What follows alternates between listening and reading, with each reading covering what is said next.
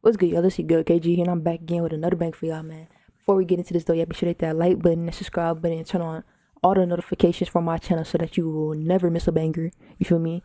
Um, yeah. So today I'm reacting to this 20-year-old stud who got shot, and two other people who got shot in West Dallas. Shout out D-Town, but yeah, it's a sad story. So we finna go ahead and get into this, though. Let's get into this reaction.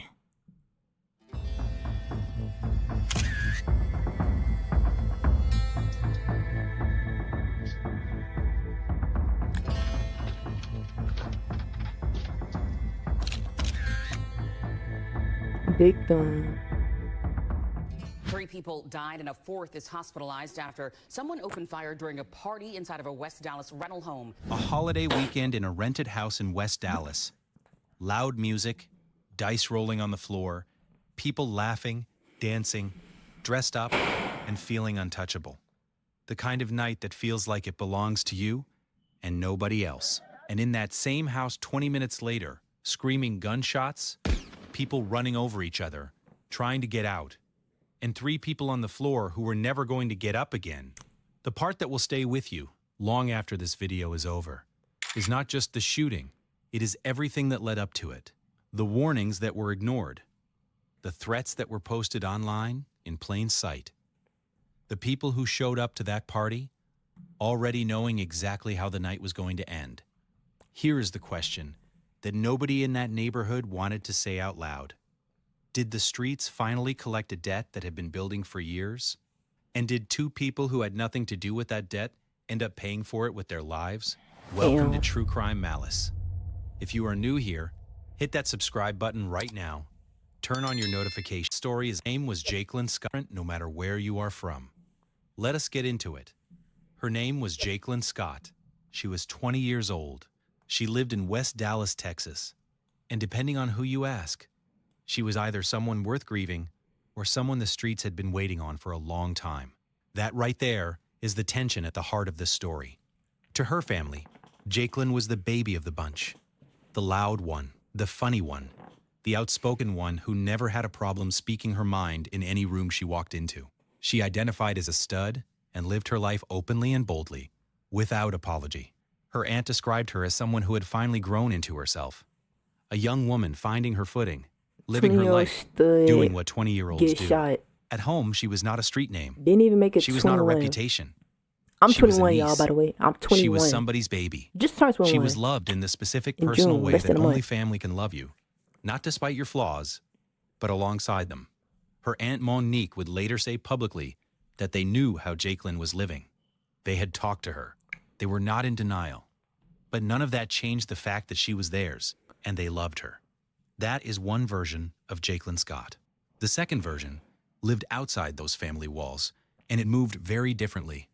On the streets and across social media, Jacqueline was known as Slimy Scott, or simply JCO. And the reputation attached to that name was not a quiet one. People who claimed to know her history described a pattern of behavior that included robberies, physical fights, and assaults. Her name had a habit of showing up wherever there was conflict. According to public records, she was arrested for assault in September of 2025. That arrest was not an isolated moment. By that point, people who knew the streets already recognized the pattern. Her frame was small. She was a young woman. But neither of those things appeared to slow her down or make her cautious. By multiple accounts, she moved through the streets like the rules that applied to everyone else simply did not apply to her. Like consequences were something that happened to other people. And because of that, there were people waiting. People with unresolved anger. People who said she had come to their doors first, and who had been holding on to that ever since. Now here is what matters most before we go any further. This story is not about deciding whether Jacqueline deserved what happened to her. That is not the point, and it never will be on this channel. The point is that two completely separate versions of this young woman existed at the same time. One known only to the people who loved her, and one known to everyone else. And on the night of that Memorial Day party, both of those versions were present in the same house at the same time. The version her family knew was hosting a celebration. The version the streets knew had enemies who were done waiting. Because the night she threw that party, both... I wonder why they wanted to take her out so bad. Like, He talking, but he not explaining, bro. Like, come on, get to the point. Sides of Jacqueline Scott showed up, and only one of them was on the guest list. It was Memorial Day weekend, 2026. For most people, that meant cookouts, family, and a long weekend away from everything heavy. For Jacqueline Scott, it meant a party. She had booked a short-term rental on the west side of Dallas.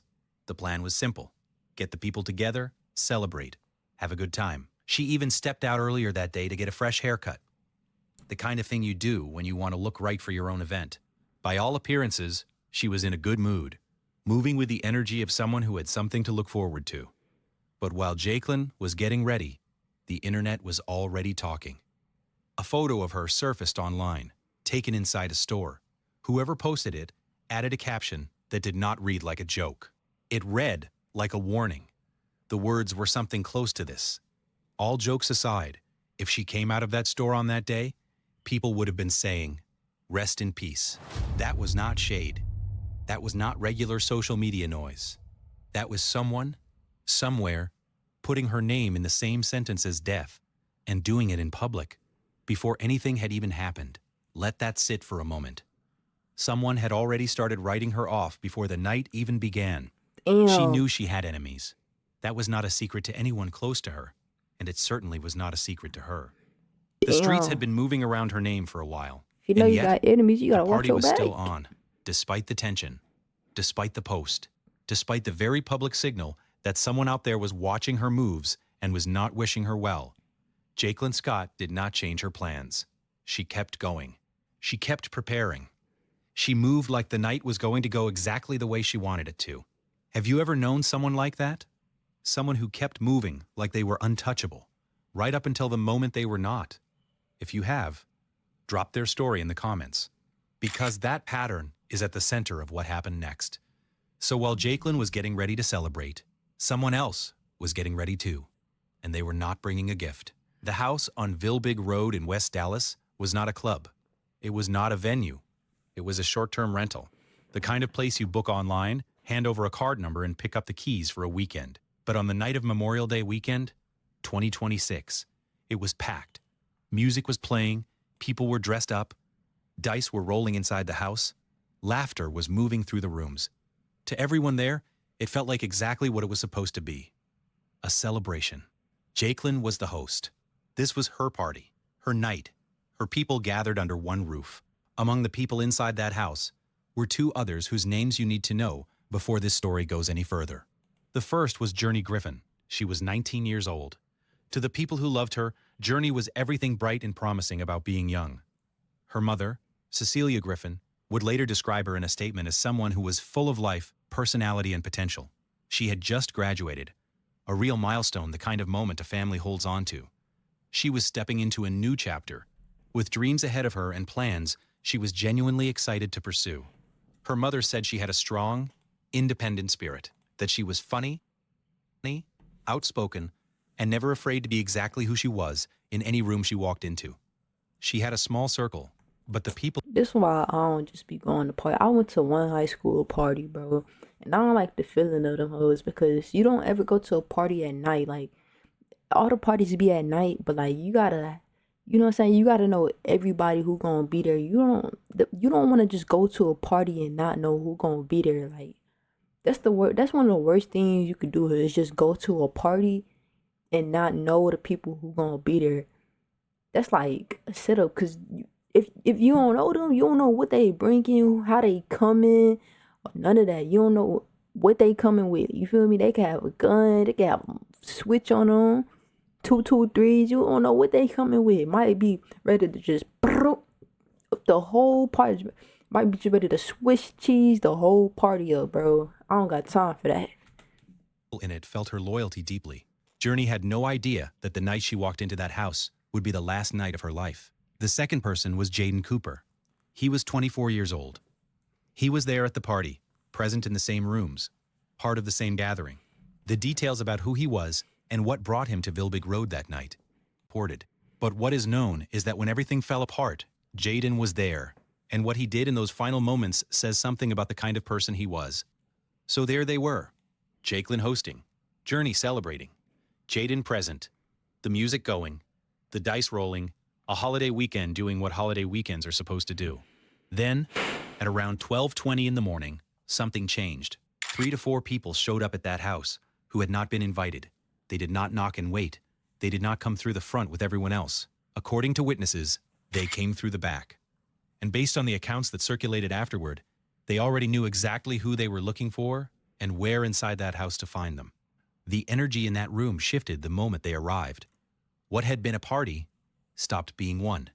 What happened in the next few minutes would leave investigators with shell casings scattered across the ground, 3 bodies inside a rented house, and a neighborhood full of questions that nobody had answers to yet.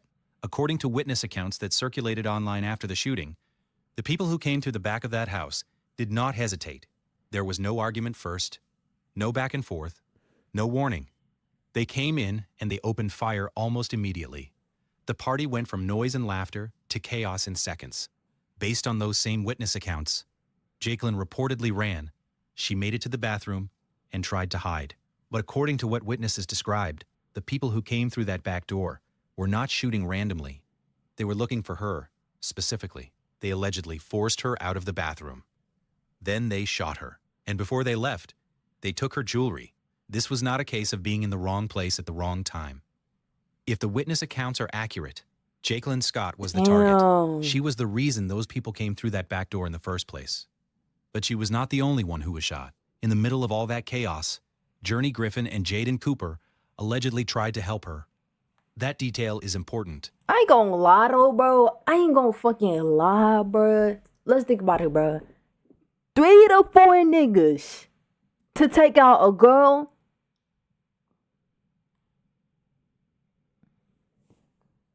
Y'all beefing with a stud. y'all heard that meme? Y'all beefing with a dyke, bro. 3 to 4 niggas to take out a stud, bro. 3 to 4 niggas came through the back door, fucked up a party, killed 2 innocent people to take out a fucking stud, bruh. I swear, that stud must have took somebody, bitch, because ain't no fucking way. Ain't no fucking way. She had to have took they bitch, one of they bitches. I know she did. I know she did, bro. Ain't no fucking way, bro. And it needs to be said clearly. 2 people, in the middle of an active shooting, moved towards someone who was in danger instead of away from them. Both Journey and Jaden were shot in the process. Both of them would later die from their injuries. 2 people lost their lives that night because they tried to do the right thing in the worst possible moment. When Dallas police arrived at the 3700 block of Vilbig Road at around 12:20 in the morning, they found 4 people who had been shot. 2 of those victims were already dead at the scene. A third was rushed to the hospital but did not survive. A 4th person was transported to a hospital in a private vehicle and was listed in stable condition. Multiple shell casings were recovered both outside and inside the home. Investigators processed the scene for nearly 12 hours. Evidence markers were visible in the front yard. According to police, most of the shooting had taken place inside the house. Major Bobby Epperson, commander of the Dallas Police Department's Crimes Against Persons Division, held a press conference and confirmed that the shooter had fled the scene. As of that point, no suspect had been identified and no arrests had been made.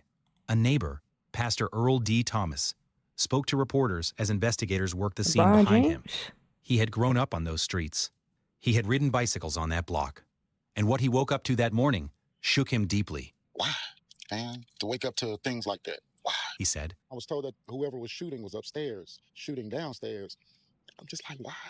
It's heartbreaking. That is where things stood when the sun came up over West Dallas that Tuesday morning. 3 people dead, a shooter still free, a block sealed off for hours, and a community trying to make sense of how a holiday party turned into a triple homicide overnight. Before we go any further, drop a comment right now. Do you think what happened to Jacqueline was karma, a tragedy, or both? I don't fucking know because I don't know what the hell she did. Real talk, no judgment. I want to hear exactly what you think. Like this video Why while you are at it, and make sure you are How would subscribed I know if it's a so you karma do or not miss tragedy? what is coming next. How I know if Because it's what karma or tragedy if I don't know what the hell the girl done did to these niggas, bro? happened after the shooting is where this story takes a turn that most people were not prepared for. When news broke that 3 people had been killed at that party on Vilbig Road, the reaction online split almost immediately, and it split in a way that was jarring to watch. For Journey Griffin, the outpouring was exactly what you would expect. People were heartbroken. Her mother Cecilia's words about her daughter spread widely. Journey was remembered as a recent graduate, a bright young woman stepping into a new chapter, someone with a future ahead of her. The grief for her was loud, genuine, and public. For Jacqueline Scott, the reaction was completely different. The comments were not condolences. As a young black They were person, not grief. as a young fucking black person who just, if you in college and you graduating, or if you even a high schooler, if you in high school, stop going to these meet outs. Like stop doing dumb shit, bro. Stop going to stop going to big gatherings with people you don't know. And if you don't rock with them heavy, if they not family, like real family, if it's not a family party, or if y'all not best friends, if it's not somebody that you hang out with every fucking day, if it's not like a group of friends that you hang out with every damn day, stop hanging. Why the fuck would you go to this, bro? Like, I know you want to make friends and shit, but look at who you hanging with. You feel me? Look at who you rocking with. You see somebody with a fucking head tattoo, bro. Come on. Like, I'm not trying to judge, but this person just got killed by 3 people, bro. And, you know what I'm saying? You feel me? It just don't look good, bro. You know what I'm saying? You want to hang out with you want to hang out with thugs. You gonna... You feel me? I don't know, bro. Like, I feel like a lot of young black people, that like young adults, they might not want to hear that shit, but I'm just trying to speak my voice. You feel me? Hopefully, some people take my advice on just thinking before y'all do, bro. Cause just by going outside, just by leaving your house, going to somewhere, just because you left the house, you can die. Feel me? Just because somebody asked you to go to a party, hey, you want to go to a party? You go to the party and boom, at the party you end up dead. Think about the shit, bro. Think about it. Think about it. For a large number of people online, the news of Jacqueline's death was met with something closer to relief, and in many cases, open celebration. One of the most widely identified online as Dean Turner. He wrote, "Same little stud who broke into my house twice died last night. Karma, now rest in piss." Okay, look. Same little stud who broke into my house twice died last night. Karma, now rest in piss. Old dead ass. Read that again. That was a real post from a real person about a 20-year-old who had just been killed, and he was not alone. Another person came forward claiming that Jacqueline and her associates had shot at their mother's home. Others said she had robbed them. More people shared stories about how she had made their lives difficult, dangerous, or frightening. Same things egging on, but she broke into your house, but you still have she lost hers. How does that correlate? I see no wrong in what you said. Just like people making fun of her robbing you because you was gone, or let a stud rob you. You got the right to what you feel. Yeah, you could rebuy that stuff that you got robbed for, but you will never get your life back. Okay? You can't come back from life. So saying stuff like that, saying little stud, that do, speaking on somebody's death, that can come back for you. Speaking on somebody's death, you playing with the dead, speaking on her death, that might come back and karma might hit his ass for saying that. You feel me? You can replace the stuff that somebody robbed you. You can always get that back, but you will never get your life back. The comment sections were not memorial pages. I don't care if y'all get mad at what I said. And that goes for anybody. That doesn't just go for this stud, boy, girl, man, or woman. They were filled with grievances. Stories from people who said they had been living in fear of her while she was alive. And who felt free to speak now that she was fear. Come on, get some damn locks on the doors. Gone. While Journey and Jaden were mourned, Jacqueline's name was being dragged through every corner of the internet. You feel me? People called her a menace. Some said it was karma. Others went further than that. And then those same people started showing up on her family's. Y'all getting robbed. All y'all had to do, if y'all knew that this was the target, if y'all knew that this was the person who was robbing y'all, because, you know what I'm saying? He said, same little person that robbed my house the other night, all you had to do was call the cops. All they had to do was call the cops. You feel me? She would have been in jail. She would have got arrested. Boom. That'd have been it, probably. Probably. You feel me? That's what I'm thinking. It would have, if he would have called the cops on that person, you know what I'm saying? I mean, maybe. I don't know, maybe. Pages, the trolling got so bad, so relentless, that it pushed directly into the space where her family was trying to grieve. Posts were being made on her Aunt Monique's page. Accusations, old stories, videos, insults. All of it dumped onto a grieving family while they were still processing the fact that their person was gone. And then Monique went live. What she said was not what anyone expected. She did not try to paint Jacqueline as someone she was not. She did not pretend the allegations were all lies. She did something rarer than that. She told the truth. And it was complicated. Monique did not go live to defend a saint. She went live to defend her niece. And there is a difference. From the moment she started speaking, it was clear she was not there to rewrite history or pretend that Jacqueline had lived a clean life. She opened with something that most grieving And the family members family would never and say the family publicly. should have took She said they accountability knew. as They well knew too, what bro. came You with the gotta, They knew what came with the you feel streets. me? Y'all gotta keep y'all family off these streets. If y'all want y'all family to, if y'all really care about y'all family, keep them off the streets. Keep them off the streets, bro. Do not let them think it's okay to be fighting, robbing, shooting, throwing house parties at 20. I ain't gonna lie, 20 is still young to be throwing house parties and shit like that. That's still young. 20 is still young to be throwing. I don't know why they be doing that. 20, my nigga, make it to fucking 24 or 25 or something. Like, bro, you not even 21. You can't even drink legally. And you out here throwing house parties and buying Airbnbs, folks. You feel me? Let's go, let's go. In her own words, they were not trying to fake the funk.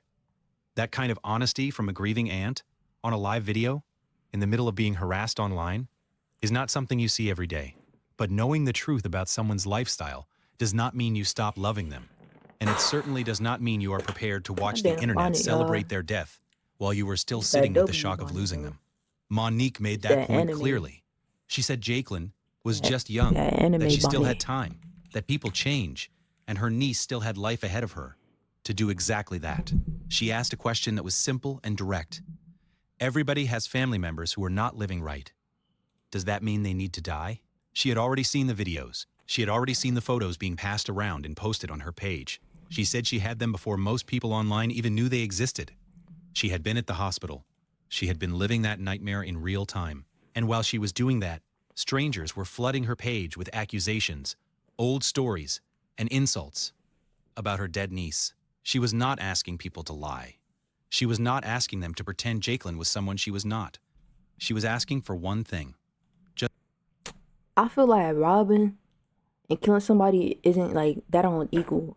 Just cause you rob somebody, killing somebody, that ain't on the same level of karma.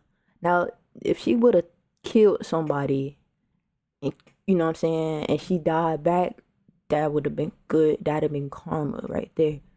But just because you robbing somebody, if she didn't really hurt nobody, and she lost her life like that, then I feel like they overdid it. You feel me? They definitely overdid it. You feel me? But that's how people is, especially towards studs. That's just how people is towards studs. They don't like them, bro. You feel me? They don't like studs, and that's just how it is. Like, you feel me? They fucking hate studs. It's bad. You feel me? Just being black and like, it's just bad, bro. Just let people grieve in peace. And then she said something that stopped everything. She admitted that Jacqueline would probably... One thing they gonna say is they gonna be like, but hey, okay, look, that's what happened though when you on the streets, which is why I said keep your kids and keep your family off of the streets. That's why I said, because when you live in the street life, this type of stuff gonna happen. You feel me?